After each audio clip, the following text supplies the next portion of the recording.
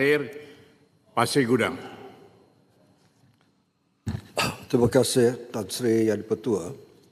Assalamualaikum warahmatullahi wabarakatuh dan salam sejahtera. Selepas kita mendengar bermula pukul 10 pagi tadi taklimat daripada Yang Berhormat Menteri dan mendengar perbahasan 38 ahli-ahli parlimen, maka saya sebagai ahli parlimen Pasir Gudang percaya mesti ada orang yang perlu disiasat. Dan jika ada kes didakwa di mahkamah, jika dapat dibuktikan, mereka perlu dibawa ke penjara. Mengapa? Laporan RCI tabung haji ini telah menunjukkan bahawa tabung haji telah menanggung kerugian sebanyak 10 bilion ringgit. Jadi saya tidak mau berlindung. Siapa mereka yang perlu disiasat ini? Pertama, dalam senarai saya, mantan pengerusi tabung haji pada ketika itu yang memegang jawatan dari tahun 2014 hingga 2018. Kedua, Chief Executive Officer, CEO tabung haji. Ketiga, Chief Finance Officer tabung haji. Ahli-ahli lembaga tabung haji dan pegawai kanan pengurusan. Jangan yang disiasat pegawai kecil-kecil, pegawai rendah. Secara berjemaah, pengurusan tabung haji termasuk pengerusi dia perlu disiasat. Kalau tidak dilakukan siasatan ini, RCI ini, kalau dalam bahasa Inggeris boleh sebut hanya mockery saja. Sia-sia. Apa kesalahan mereka? Ambil satu contoh. Laporan RCI tabung haji ini mendedahkan lembaga tabung haji ini telah membentangkan report laporan pada tahun 2017.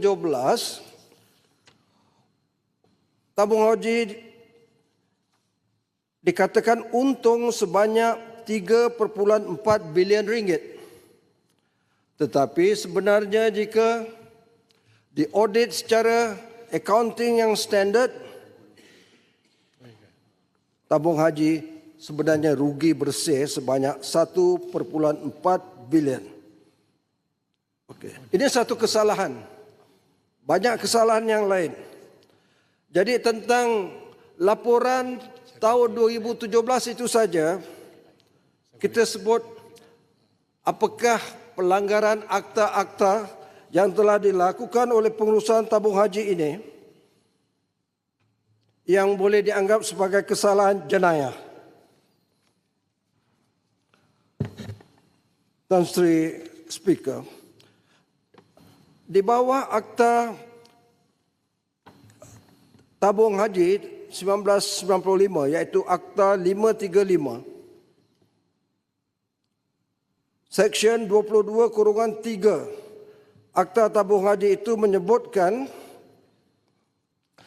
bahawa tabung haji dilarang membayar dividen atau hibah jika aset berkurangan jika dibandingkan dengan liabilities. Itu satu kesalahan. Artinya banyak perlakuan yang tindakan yang diambil, aset kurang, liability lebih, tapi hibah atau dividen itu diagihkan. Apa akta lain yang pengurusan tertinggi tabung haji ini lakukan di bawah kanun keseksaan? Artinya, kesalahan cuba menipu akaun itu. Ini di bawah Section 477A Kanun Kesaksaan, iaitu memalsukan akaun atau menyembunyikan akaun yang sebenarnya. Dan di bawah Kanun Kesaksaan juga, di bawah Section 409, tabung haji ini satu amanah rakyat, satu amanah negara yang diamanah kepada pengurusan tabung haji. Tetapi bila berlaku dengan sengaja, dengan ada intent dan niat nak menipu, menyembunyikan, menyeleweng, kesalahan CBT, Criminal Breach of Trust, pecah amanah jenayah telah berlakukan. Jadi saya berharap Peguam Negara, Pendakwa Raya, AG Chambers, jangan main-main. Kita bahas daripada pagi sampai malam ni. Jangan main-main. Kita nak tengok. Seperti yang disebut oleh sahabat saya pagi tadi. Saya ulang, saya bersetuju. Bagaimana pesan dan titah yang di-Pertuan Agong. Siasat sampai ke lubang cacing. Kan?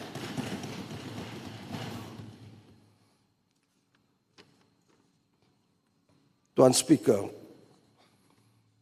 itu tadi soal akaun bagi tahun 2017. Tetapi pelanggaran yang lain telah disebut dalam laporan ini sebanyak 14 pelaporan bermasalah. Dan rakan-rakan YB ahli-ahli parlimen yang lain telah menyebut dengan panjang lebar dan boleh kita dapati dalam laporan itu, dan saya tidak mengulanginya lagi. Tapi soalnya di sini, dengan pendakwaan di mahkamah,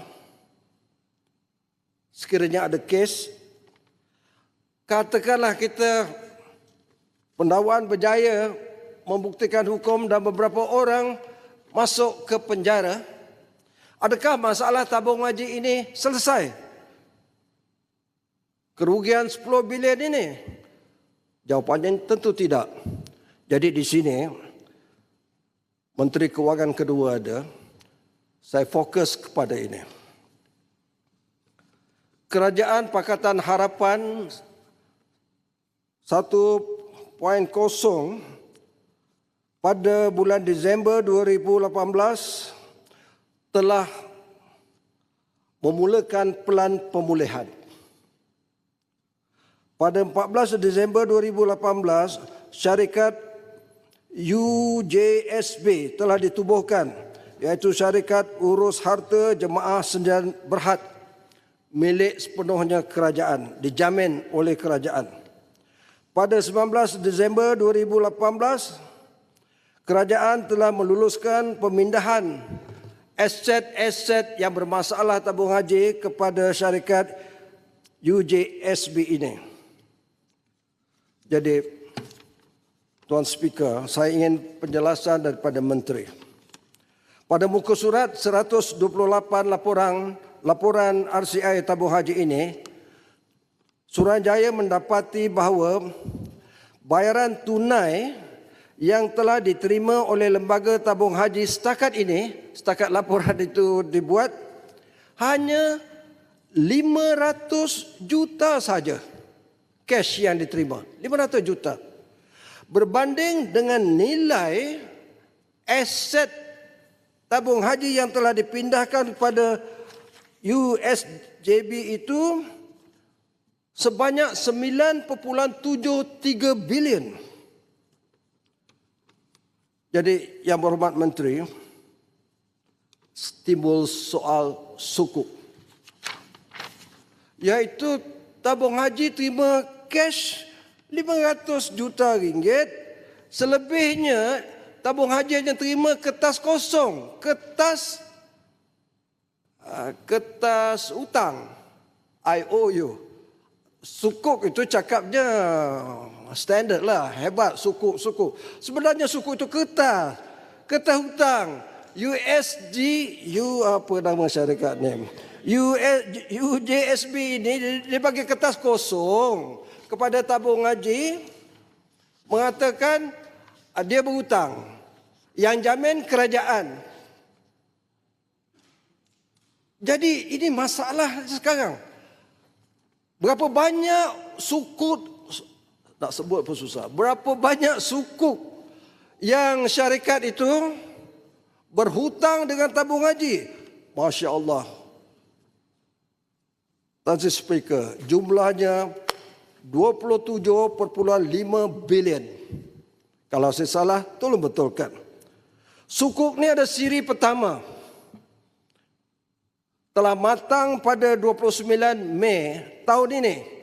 Saya ingin penjelasan, adakah kerajaan sekarang ni ada bayar apa-apa pada tabung haji? Cash ke, saham ke, aset ke apa?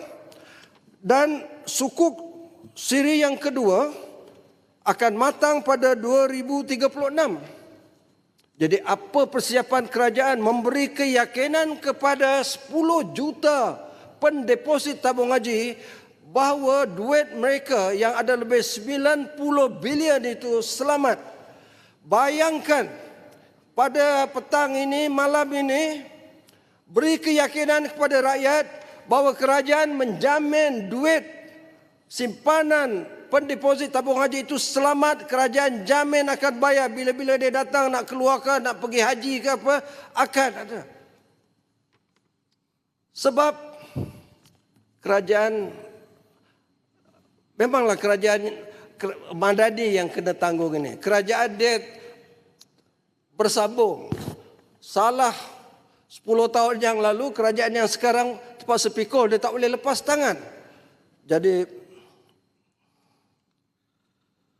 saya akhirnya, Tuan Speaker, untuk menjamin kepada rakyat yang mendengar siaran langsung kita ini, apa jaminan kerajaan, Menteri Agama dan Menteri Keuangan, bagaimana kerajaan boleh menebus sukuk.